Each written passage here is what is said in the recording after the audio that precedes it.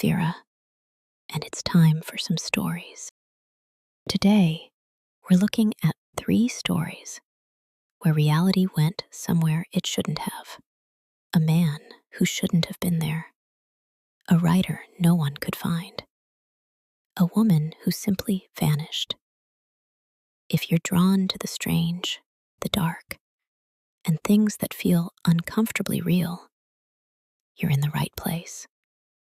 If you want to hear more, like the video, subscribe, and turn on notifications so the next story doesn't pass unnoticed. I came across these stories a while ago, and they stayed with me longer than I expected. Not because they were dramatic, but because they felt ordinary. And that's what makes them dangerous. It starts with a photograph.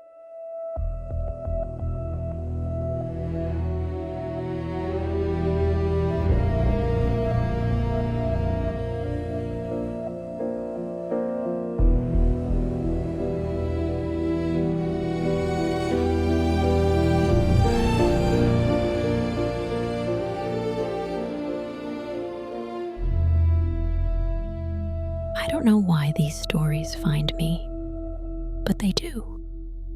And now they've found you too. March 24th, 1998. A Royal Caribbean cruise ship called the Rhapsody of the Seas is moving through the Caribbean Sea.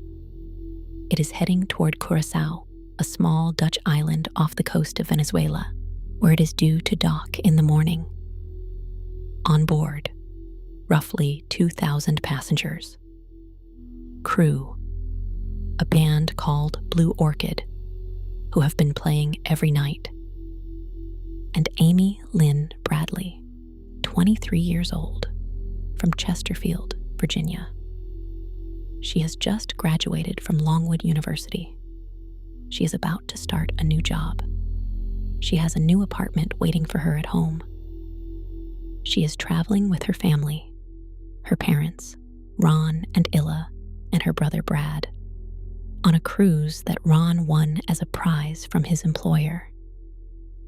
Amy is described by everyone who knew her as magnetic, athletic, a trained lifeguard, someone who lit up whatever room she walked into.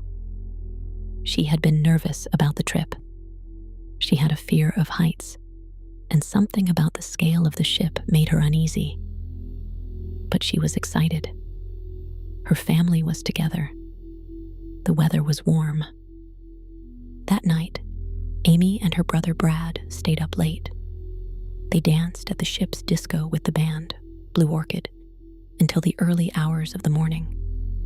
It was the kind of night you have on a cruise. Music, movement, the open sea.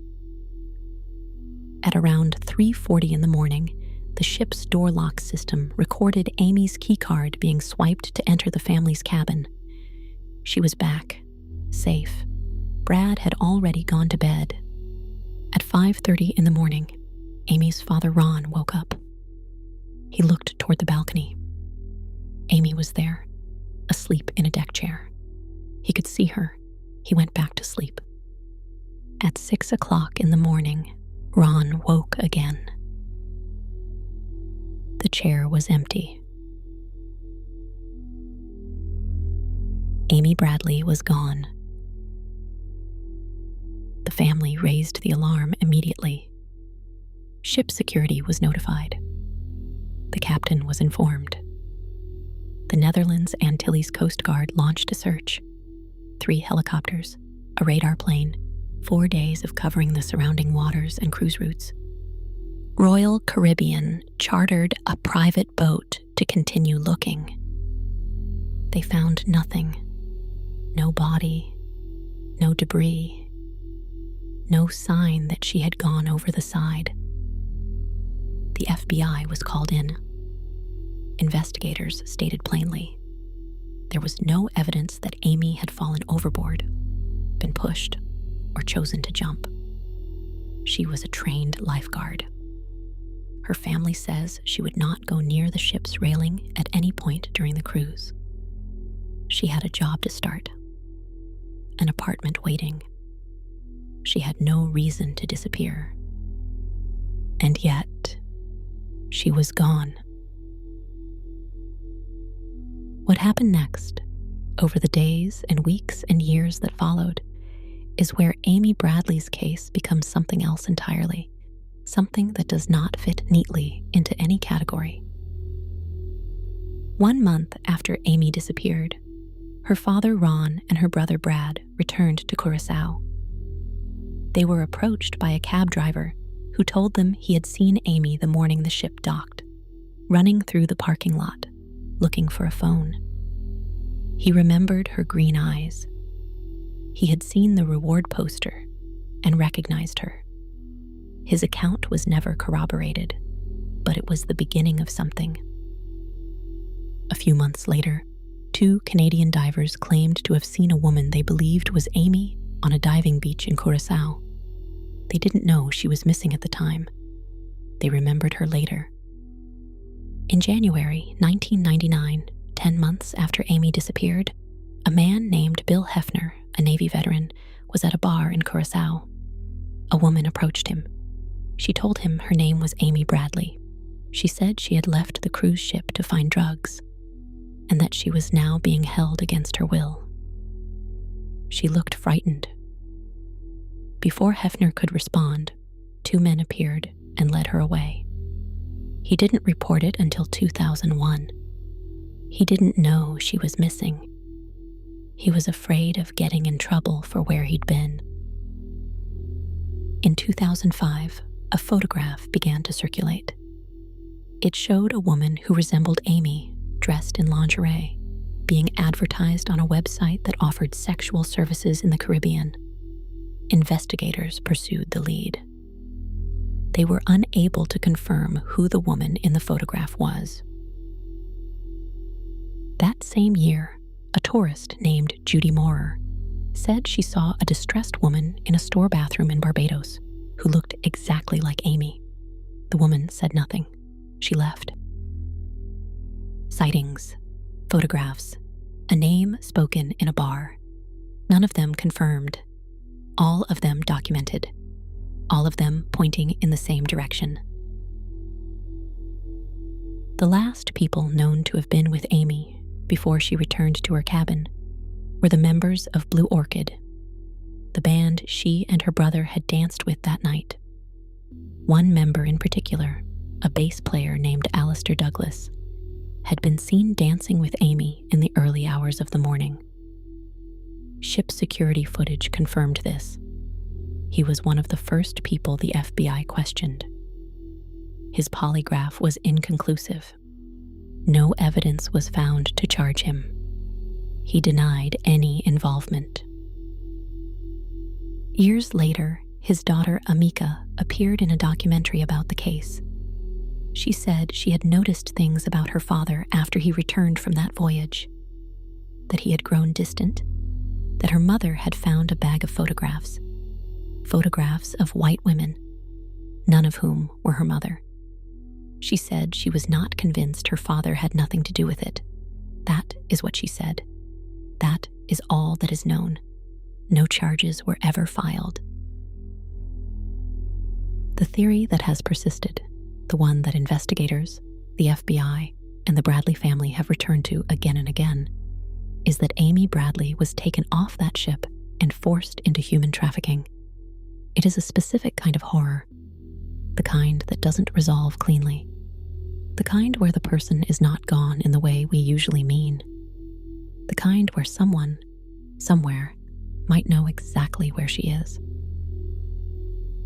In 2025, Netflix released a 3-part documentary about Amy's disappearance. It reached millions of people. It reignited the case. And then, just days ago, in April 2026, as I was researching this story, new developments broke.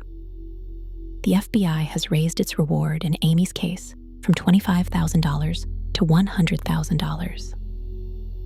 2 people of interest with connections to trafficking have been interviewed.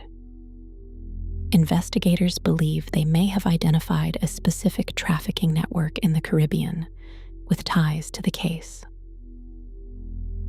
And a source, a single unverified source, as of now, has claimed that Amy Bradley may have given birth to a child after her disappearance. If true, it would mean she is alive. It would mean there is DNA. It would mean the case has somewhere new to go. Her brother Brad put it simply. Somebody knows something. The whole case comes down to someone coming forward. Amy Bradley has been legally declared dead. That happened in 2010, 12 years after she disappeared. Her family did not accept it. They have never stopped looking. I keep thinking about Ron, Amy's father, waking up at 5:30 in the morning and seeing his daughter asleep in the deck chair. The ordinary relief of that, she's there, she's fine, go back to sleep. 30 minutes later, she was gone. There is a particular cruelty in cases like this one. It is not the cruelty of a definitive ending. It is something slower, the not knowing, the possibility, still alive in 2026, that Amy is out there somewhere, that someone in the Caribbean knows a name, knows a face, knows something. If you are watching this and you know anything about Amy Bradley, anything at all, the FBI is still taking tips. The family is still waiting. Amy Lynn Bradley, born May 12th, 1974. Last seen March 24th, 1998. Still missing. This next story is about a photo. Just one. A man standing 3 inches from a camera. 3 in the morning, staring directly at the lens. And no one knows who he is. A homeowner in Bridgeville installed a trail camera in his backyard. Nothing unusual. Deer wander through, raccoons, the typical wildlife that crosses suburban properties at night. He set it up to monitor his land. Nothing more. He didn't expect to find a person. The camera captured him in sequence. Multiple photos. The timestamps tell a story of their own. The man moved closer with each frame, step by step, until his face filled the entire lens, until his features were all that existed in that image. 3 in the morning. His eyes are open. His gaze is direct. He's not looking at the camera. He's looking through it, looking at whoever might check it later, looking at the homeowner.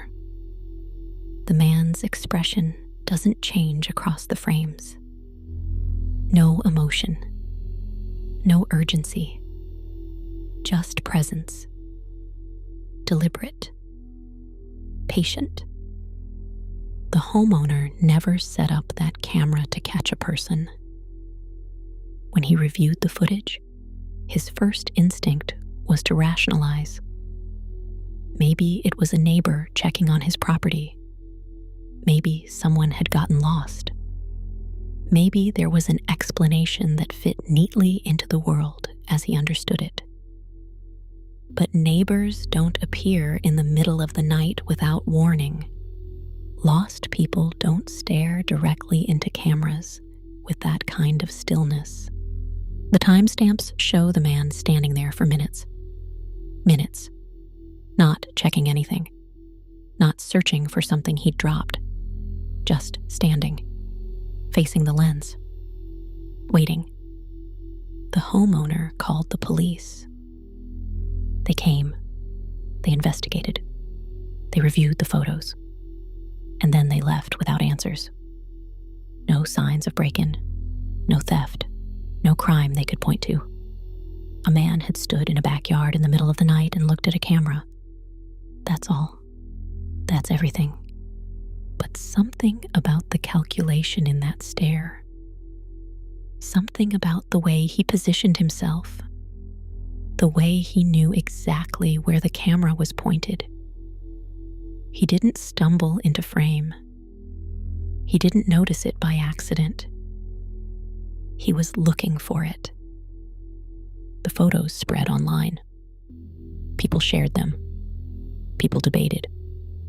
Some said it was a hoax. Some said it was a prowler. Some said it was someone from the neighborhood testing the homeowner, testing how vigilant he was. But the most unsettling detail is simple. He was never caught. The man never returned. There were no more photos, no more sightings. The homeowner never saw him again. The police found nothing. No fingerprints on the camera. No footprints in the yard. No trace of who he was or what he wanted. Just that one moment, captured in still frames. A man's face, 3 inches from a lens. At 3 a.m, looking directly at whoever would find him. The homeowner took the camera down. Some people don't want to know what's watching them at night. This final story is about a small town in Ohio that received letters for decades. Letters that knew everything. And when they arrested the writer, the letters kept coming. A small town in Ohio received letters for decades. Letters that knew everything. And when they arrested the writer, the letters kept coming. Circleville, Ohio, is the kind of place where everyone knows everyone. Population 13,000. The type of town where secrets don't stay buried for long.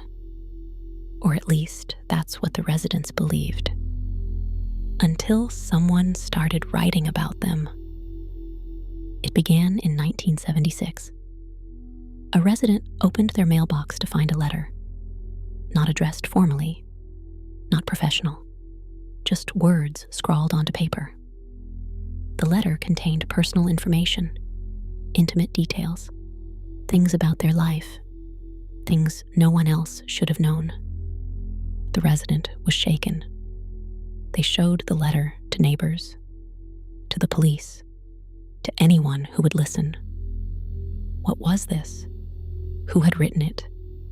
Why? Within days, another letter arrived. Then another. And another. Soon, half the town was receiving them. The letters targeted specific people, exposed specific secrets. A man's affair, a woman's financial troubles, a teenager's hidden relationship. The letters didn't threaten violence. They simply stated facts, cold, detailed, impossible to explain. But the thing that made people's skin crawl wasn't what the letters said. It was that whoever wrote them seemed to be everywhere, watching, listening, taking notes. The letters continued for years. The police launched investigations. They brought in outside agencies. They followed leads. They interviewed suspects. No one could figure out who was behind it. The letters were postmarked from different locations. The handwriting varied. Sometimes typed. Sometimes handwritten. Sometimes printed. The writer seemed to be changing tactics deliberately. People became paranoid. Neighbors stopped trusting neighbors. Parents kept their children inside. Some residents moved away.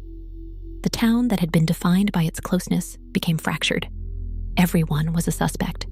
No one was safe. In 1994, 18 years after the letters began, police made an arrest. A local man named Paul Freshour was charged with harassment and intimidation. They had evidence, or at least They had something they believed connected him to the letters. Freshour was taken into custody.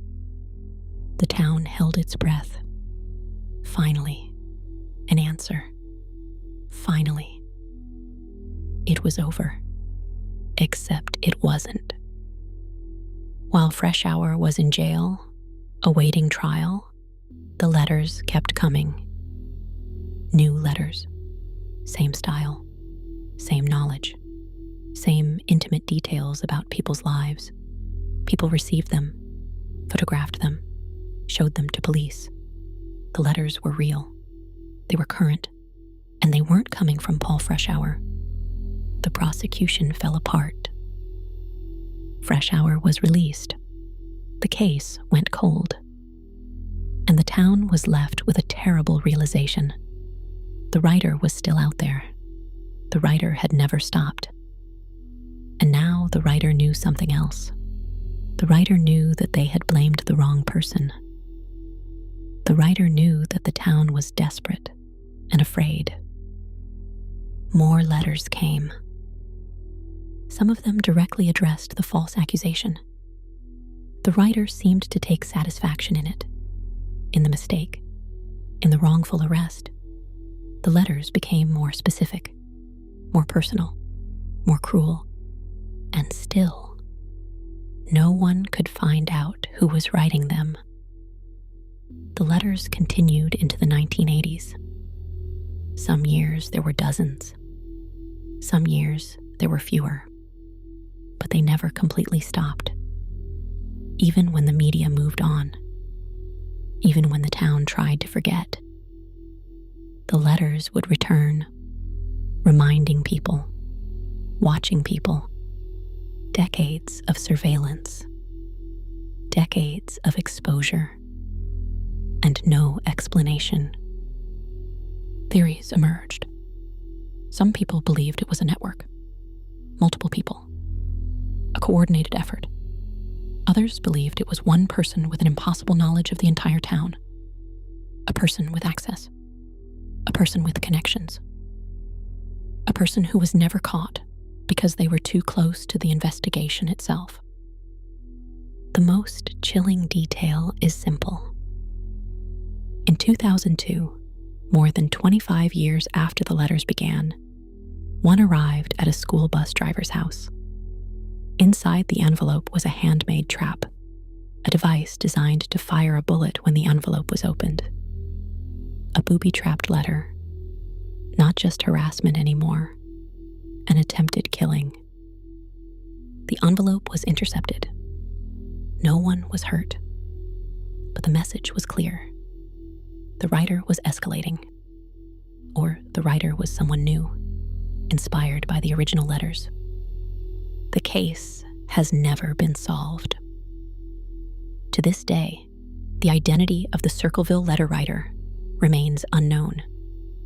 Suspected names have surfaced, theories have been proposed, but nothing has ever been confirmed. The letters stopped coming sometime in the 2000s, but the town never forgot. The people who received them never forgot. And the question remained unanswered.